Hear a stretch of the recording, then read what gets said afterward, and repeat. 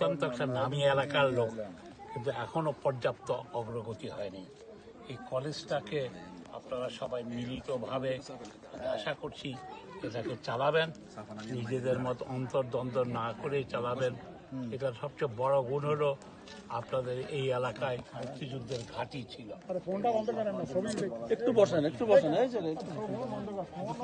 ঘাঁটি ছিল, রাস্তার পাড়েই একটা সাইনবোর্ড থাকা উচিত।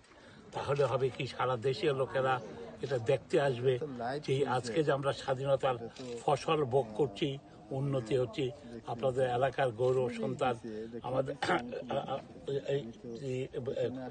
মেজর রফিকুল ইসলাম বীর বিক্রম, তারপর ডক্টর এম এ সাত্তার এবং আরো অনেকেই, আপনারা আপনাদের ছেলে মেয়েদেরকে তাদের কাহিনী বলবেন, তাদের অন্য এলাকার এই কাহিনী আপনাদের পাঠ্যপুস্তকে অন্তর্ভুক্ত করা উচিত। তবে এটার জন্য পয়লা উদ্যোগটা আপনাদেরকে নিতে হবে।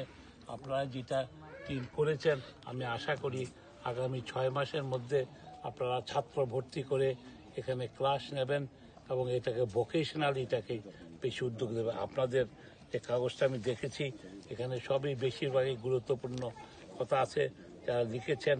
আজকে আমাদের কোনো ছেলে মেয়ে, শিক্ষিত ছেলে মেয়ে যেন বেকার না হয় সেদিকে এটা সাধারণ কলেজ না করে ভোকেশনাল, যেটা নামটা সঠিক সায়েন্স টেকনোলজি করা, তা আপনাদের সবার মঙ্গল কামনা করছি। অবশ্যই ভবিষ্যতে আমি আশা করছি এটার বাড়ির চারিদিকে দেওয়াল হয়ে গেলে, ছাত্র ভর্তি হলে, যখন এই মুক্তিযুদ্ধের জন্য স্মৃতি স্মারকের স্বাক্ষর হবে, তার জন্য আপনারা যদি আমি নিশ্চিত মেজর রফিক চেষ্টা করলে আমাদের মুক্তিযোদ্ধা মন্ত্রীকে সহ নিয়ে এসে এটা উদ্বোধন করবেন এবং সেদিন খবর দিলে আমিও আসবো। আপনাদের সবাইকে ধন্যবাদ।